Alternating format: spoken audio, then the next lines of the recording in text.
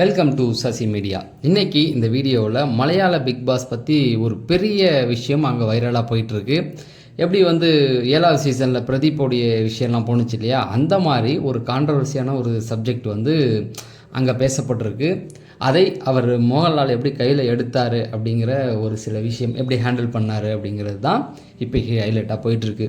மலையாளம் இந்த வாட்டி ஸ்டார்ட் பண்ண உடனே மோகன்லால் அடிச்சிட்டார். என்னென்னா உள்ளே பூந்து அந்த டீம்மேட்டு இந்த மாதிரி இந்த ஓடி பிடிச்சி விளாட்றது, வாட்டர் கேனில் தண்ணி நிரப்பி வைக்கிறது, இந்த மாதிரி ஏதாவது கேம்லாம் அடிச்சிங்கன்னா உங்களை அடித்து துரத்திடுவான்னு இருக்காரு.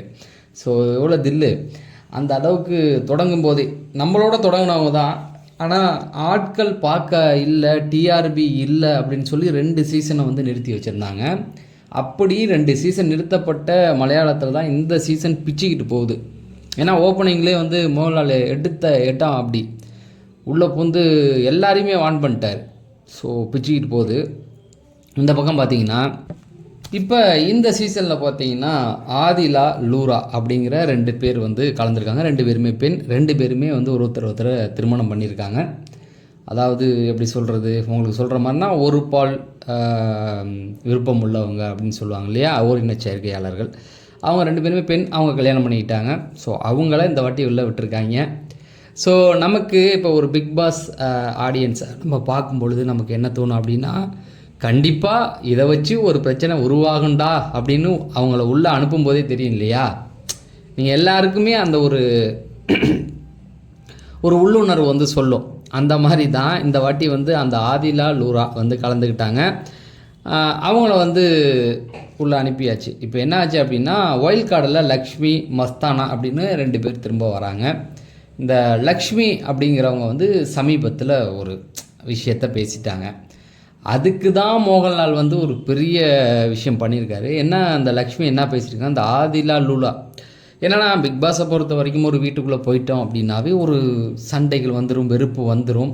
இப்போ ஒருத்தவங்களை பிடிச்சா நம்ம என்ன வேணால் பண்ணுவோம், பிடிக்கலன்னா அவங்கள விமர்சனம் பண்ணிடுவோம். அதுவும் நம்ம விமர்சனம் பண்ணலைனாலும் அந்த வீடு சும்மா விடாது, விமர்சனம் பண்ண வைக்கும், பேச வைக்கும். ஆனால் அதுக்குன்னு ஒரு எல்லை இருக்குல்ல, ஒரு எல்லை கோடு இருக்குல்ல, அந்த எல்லை கோடை நம்ம எப்போதுமே மீறக்கூடாது அப்படிங்கிறதுல அது ஒரு நல்ல விஷயந்தான். இப்போ 7வது சீசனில் இவரை அனுப்புனாங்கல்ல, நம்மளுடைய பிரதீப்பை அனுப்பும் பொழுது எல்லாருமே அவர் மேலே ஒரு குற்றச்சாட்டு வச்சாங்க. அந்த குற்றச்சாட்டில் யாருமே அவங்கள மன்னிக்கலை, பிரதீப்புக்கு ஆதரவாக நின்னாங்க.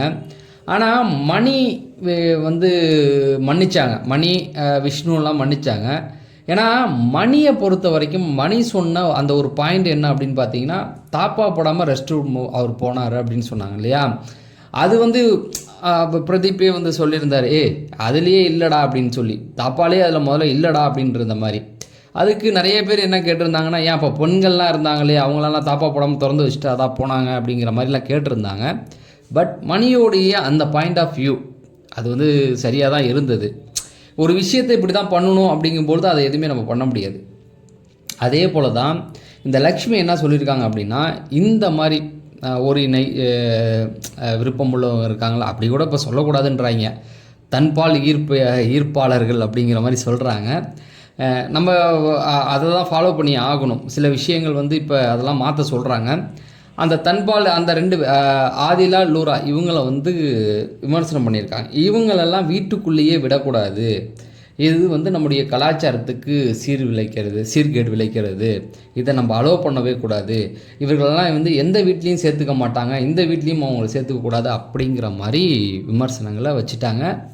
உங்களுக்கு தான் தெரியுமே, எப்போதுமே ஒரு விஷயத்தை நம்ம பேசணும் அப்படின்னா அதுக்கு எதிர்ப்பு வினைவுகள் உண்டாகும். அதுவும் இன்றைக்கி சோஷியல் மீடியாலாம் வளர்ந்துருக்கிற இந்த காலகட்டங்களில் இப்போ இந்த வீடியோ பார்க்குற சில பேர் அதெல்லாம் சரிதாங்க அப்படின்னு சொல்லக்கூடியவங்க இருப்பீங்க. ஆனால் யங்ஸ்டர்ஸ் முக்கால்வாசி பேர் என்ன சொல்லுவாங்கன்னா, இல்லை அது அவங்க லைஃப், அவங்க பார்த்துக்குவாங்க, அது எப்படியோ போகுது, அது அவங்களுடைய தனிப்பட்ட விஷயத்தில் நம்ம தலையிடக்கூடாது அப்படின்னு கருத்து சொல்கிற நிறைய பேர் இங்கே வாழ்ந்துக்கிட்டு தான் இருக்காங்க. அதுவும் சோஷியல் மீடியா சொல்லவே தேவையில்லை. சோஷியல் மீடியாவுடைய அந்த வாய் இது தான் ஆதரிக்கும். எதுனா அது அவன் வாழ்க்கை, அவன் எப்படி வேணால் வாழ்வான், அதை பற்றி தப்பாக பேசுகிற உனக்கு உரிமை கிடையாது. அது தவறாக இருந்தால் அதை கேட்குறதுக்கு சட்டங்கள் இருக்குது, சட்ட ரீதியாக நம்ம எதிர்கொள்ளணும் அப்படிங்கிறது தான் இன்றைக்கி இருக்க அந்த சோஷியல் மீடியாவுடைய வாயிலேருந்து அந்த வார்த்தைகள் தான் வரும். பெரும்பான்மையான மக்கள் அதை ஆதரிப்பாங்க, ரைட்டா. அதை தான் வந்து அந்த லக்ஷ்மி வந்து இப்படி பேசிட்டாங்க. பேசின வேகத்துக்கு அந்த வீட்டில் யாருமே எதுவுமே சொல்லலை. அப்போ வீக்கெண்டில் மோகன்லால் வரார். மோகன்லால் வந்துட்டு இதை வந்து எடுக்கிறாரு. எடுத்ததுக்கப்புறம் மோகன்லால் ஃபஸ்ட்டு எடுத்த உடனே கேட்டிருக்காரு, இதை பற்றி பேசுகிறதுக்கு உங்களுக்கு என்ன தகுதி இருக்குது, அவங்கள அந்த வீட்டுக்குள்ளே வர அலோவ் பண்ணக்கூடாதுன்னு சொல்கிறதுக்கு உங்களுக்கு என்ன உரிமை இருக்குது அப்படின்னு ஆரம்பிச்சிருக்காரு. ஆடியன்ஸ் எல்லாம் கைத்தட்ட ஆரம்பிச்சிட்டாங்க. அப்போ அங்கே நடந்தது என்ன அப்படின்னு பார்த்தீங்கன்னா, அங்கே உள்ள மக்கள் கேரளாவில் வந்து கம்யூனிசம் தான். அதாவது பெருசாக ஒன்று நம்ம ஸ்டேட்டில் இருக்கிற அளவுக்கு, அதாவது எல்லா ஸ்டேட்லேயுமே வந்து ஒரு சில விஷயங்கள் இருக்கும். அதிகமாக வளர்ச்சி அடைந்த ஸ்டேட்டில் கேரளாவை வச்சுருக்காங்க அப்படின்னா நம்மளை விட கொஞ்சம் அட்வான்ஸாக அவங்க இருக்காங்க. அது நிறைய விஷயங்கள் வந்து பார்த்திங்கன்னா இந்த மதம், கேஸ்டிசம், அதுக்கப்புறம் இந்த மாதிரி விஷயங்கள்லாம் அவங்கெல்லாம் வந்து கொஞ்சம் தெளிவாகவே இருக்காங்க. அப்போ இவங்களுக்கு ஆதிலால் நூராவுக்கு ஆதரவாக தான் அங்கே உள்ள மக்கள் இருந்திருக்காங்க. பெரும்பான்மையானோடைய கருத்து வந்து அவங்க வாழ்க்கை, அவங்க எப்படியோ செலக்ட் பண்ணிக்கிட்டாங்க, அவங்க தைரியமாக இங்கே வந்து நிற்கிறாங்க அப்படிங்கிறதையும் வந்து பேசி அவங்களுக்கு ஆதரவாக சொல்லியிருக்காங்க. அப்போ மோகன்லால் வந்து இவங்களுக்கு பக்கம் ஸ்டாண்ட் எடுக்கும்போது எல்லாருக்குமே வந்து கைத்தட்டல் பெருசாக கிடச்சிருக்கு. முக்கியமாக வந்து மக்கள் வந்து அவங்களுக்கு ஆதரவு கொடுத்துட்டாங்க. அப்போ அந்த லக்ஷ்மியை போட்டு வறுத்து எடுக்க ஆரம்பிச்சிட்டார் அவர். அதாவது நீ என்ன சொல்கிற அப்படின்னா, அவங்கள வந்து யார் வீட்லேயுமே சேர்த்துக்க மாட்டாங்க அப்படின்னு நீ சொல்கிறியா, நான் அவங்கள வந்து என் வீட்டுக்குள்ளே சேர்த்துக்குவேன், உனக்கு என்ன பிரச்சனை அப்படின்ற மாதிரி அடித்து விட்டார். அதை தாண்டி இன்னும் என்ன நிறைய பேசியிருக்காரு. இப்போ நான் என்ன சொல்கிறேன்னா, நான் என் வீட்டுக்குள்ளே விடுறேன், இந்த பிக் பாஸ் வீட்டுக்குள்ளேயும் அவங்கள விடுவேன், நான் வந்து அவங்கள அலோவ் பண்ணுறேன், உனக்கு வந்து அவங்க கூட இருக்க பிடிக்கல, நீ எதுக்கு இங்கே இருக்க, வீட்டை விட்டு வெளில போ அப்படிங்கிற மாதிரி அடிச்சிட்டாரு. என்னுடைய தலைவர் வந்து அதில் தான், கமல் சார் வந்து அதில் தான் கோட்டை விட்டு போயிட்டார். ஏன்னா பிரதீப் விஷயத்தை எப்போதும் போல் அவருடைய இயல்பு நிலையிலே இருந்து ஹேண்டில் பண்ணியிருந்தாருன்னா, இப்போ மோகன்லால் பண்ணார் பார்த்தீங்களா, அந்த மாதிரி அவர் இருந்து ஹேண்டில் பண்ணியிருந்தால் அது வேறு ரகம். அந்த மாதிரி இந்த பக்கம் பார்த்தீங்கன்னா ஹிந்தியில் அதே சீசனில் அதே டைமில் ஒரு பொண்ணு வந்து ஒரு பையன் அடிச்சிட்டான் அப்படின்னு சொல்லி அவரை வெளில அனுப்பும்போது, இல்லை அவரை வந்து அப்படிலாம் அனுப்பக்கூடாதுன்னு சொல்லி போன சீசனில் கூப்பிட்டு வந்தார். அதை மன்னிச்சு அதுக்கு முன்னாடி சீசன் வந்து இதே போல் ஒரு பொண்ணு வந்து நம்ம 8-7 பார்க்கும்பொழுது அங்கேயும் வந்து ஒரு பொண்ணு வந்து இவன் என் கூட, அதுவும் லவ்வர், எக்ஸ் பாய் ஃப்ரெண்டு தான், அவன் இருந்தால் எனக்கு பாதுகாப்பு இல்லைன்னு ஏதோ சம்திங் சொல்ல, அப்போது பிக் பாஸ் டீமும் அவரை அனுப்ப அப்புறம் சல்மான் கூப்பிட்டு வந்தார். ஸோ இப்படி எல்லாமே பண்ண விஷயம். கமல் சாரும் வந்து அந்த பிரதீப் விஷயத்தில் கொஞ்சம் அவருடைய இயல்பு நிலை, அவருக்குன்னு ஒரு இயல்பு நிலை இருக்குது. இந்த 7 சீசன் பண்ணார்ல, 6 சீசன் வரைக்கும் அந்த இயல்பு நிலையை காத்துக்கிட்டார். நல்லா பார்த்தீங்க அப்படின்னா சரவணன் வந்து கோத்து விட்றான்ப்பா அப்படின்னு சொல்லி இதில் சொன்னார்ல 3ஆவது சீசனில். ஆக்சுவலாக அந்த சரவணன் 3ஆவது சீசனில் அனுப்புனது காரணமே அவர் ஏதோ தூண்டி போட்டு விட்டு யார் இப்படி பண்ணுறா, யார் நரி இப்படிலாம் கேட்கும்பொழுது சரவணன் என்ன சொல்லிட்டு கோத்து விட்றான் அப்படின்னு இவன் சொல்லிட்டாரு. அப்போ கூட அந்த இடத்துல அதை அழகாக கடந்து போயிருப்பார் கமல் சார்.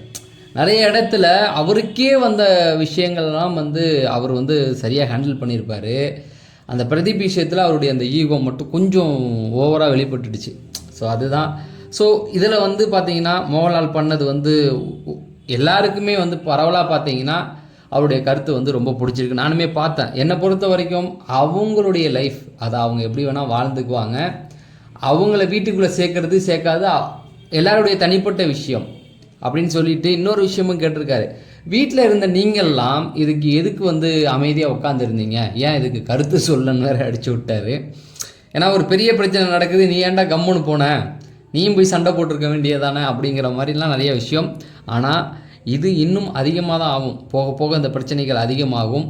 ஸோ அதாவது மலையாளத்தை பற்றி நம்ம எதுவும் பெருசாக அப்டேட்லாம் கொடுக்கறது கிடையாது. பட் ஆனால் இந்த வாரம் ஒரு நல்லா போயிருக்கு. அதனால தான் இன்னும் ஒரு 10 நாளில் நம்ம ஊர்லேயே இந்த அக்கப்போர்கள் ஆரம்பிச்சிடும். ஆனால் என்ன, இந்த மாதிரி சுவாரஸ்யமான ஆட்களை உள்ளே அனுப்பி கண்டென்ட் கொடுத்தாங்கன்னா ஓகே, இல்லை போன மாதிரி சாம்பார் இட்லி வடை விற்றானுங்கன்னா ஒன்றும் பண்ண முடியாது அப்படின்னு சொல்லி நான் விடைபெறேன். இந்த வீடியோவை நீங்கள் லைக் பண்ணால் இன்னும் ஒரு 20 பேருக்கு, நீங்கள் ஒரு ஆள் லைக் போட்டிங்கன்னா ஒரு 20 பேருக்கு இந்த வீடியோ சஜஷன் ஆகும். அதனால் லைக்கை தட்டி விடுங்க. நம்ம அடுத்த வீடியோவில் சந்திப்போம். நன்றி, வணக்கம்.